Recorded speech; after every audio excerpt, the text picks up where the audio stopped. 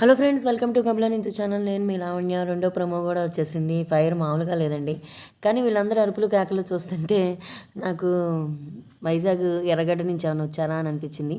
వీళ్ళని కాదు, ఇప్పుడు ఇన్ జనరల్గా ఈ కరోనా తర్వాత ఏమైందో ఏమో తెలియదు, కానీ మనుషులందరిలో కూడా ఒక చిన్న డిస్టర్బెన్స్ అయితే ఉంది అని నాకు అనిపిస్తుంది.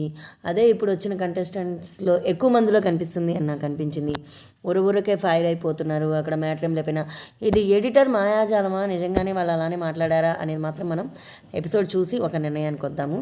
ఇప్పుడైతే ప్రోమో విషయంలో మాట్లాడుకుంటే మాత్రం మన సోనియా మామూలుగా కాదండి. ఆర్జీవీ క్యాండిడేట్గా వచ్చిన అమ్మాయి మాత్రం అద్దర కొడుతుంది. తన వాయిస్ రేంజ్ని ఎక్కడ మాట్లాడాలో అక్కడ మాట్లాడుతుంది.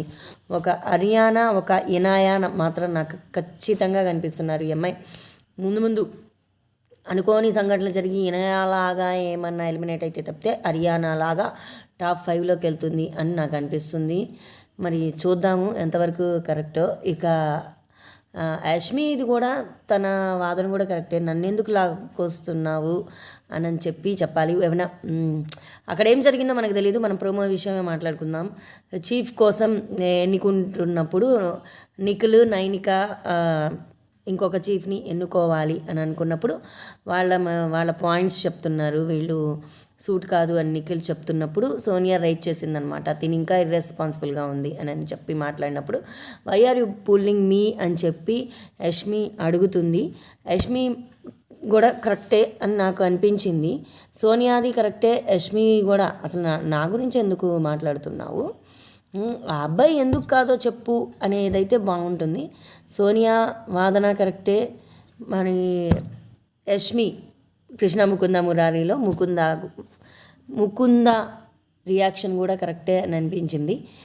కాకపోతే బిగ్ బాస్ చూసి సెలెక్టెడ్గా ఏదో ఒక విషయం మీద బాధపడుతున్న వాళ్ళని, వీళ్ళందరూ ఎక్కువగా బ్రేకప్లు అట్లా అయిన వాళ్ళేనంట. మరి అలా అయిన వాళ్ళు కొంచెం మానసికంగా ఇబ్బంది పడి ఉంటారు కాబట్టి కొంచెం హైపర్గా కనిపిస్తున్నారు. నాకైతే అట్లా అనిపించిందండి. మీకు ఏమనిపించిందో కమెంట్ బాక్స్లో కమెంట్ చేయండి. మీరు కొట్టుకు సావండి, మమ్మల్ని మాత్రం ఎంటర్టైన్ చేయండి అంటే మరి మొదటి రోజు 2 ప్రోమోల్లోనే ఇన్ని గొడవలు చూపిస్తానని అనుకోలేదు. మరి మధ్యలో గొడవలు అయితేనే సీజన్ అంత హిట్ అయితే మరి ఫస్ట్ నుంచి గొడవలుగా ఉన్న ఈ సీజన్ మరి హిట్ అయిద్దా? ఇంట్లో గొడవలే, మళ్ళీ బిగ్ బాస్లో గొడవలే, కాసేపు ఎంటర్టైన్మెంట్ కోసం పెట్టుకుంటే ఈ గొడవలేంది అని మనం తిప్పేసే పరిస్థితికి వస్తుందా? వేచి చూద్దాము. ఫస్ట్లో గొడవలు ఉంటే తర్వాత ఉండవేమోనండి. ఎందుకంటే ఫస్ట్లో ప్రశాంతంగా ఉంటే తర్వాత గొడవలు జరిగినాయి కాబట్టి ఈ లైఫ్ సైకిల్లో అన్నీ రుచి చూడాల్సిందే. అలానే బిగ్ బాస్లో కూడా అన్నీ చూడాలి. కోపాలు, తాపాలు, ప్రేమలు, అలకలు, నవ్వులు, లవ్వులు అన్నీ చూడాల్సిందే. సో ఇలాంటి నా జెన్యూన్ రివ్యూస్ అంటే మీకు జెన్యూన్ అనిపిస్తే కొత్త వాళ్ళైతే సబ్స్క్రైబ్ చేసుకోండి, పాత వాళ్ళైతే లైక్ కొట్టి షేర్ కొట్టండి.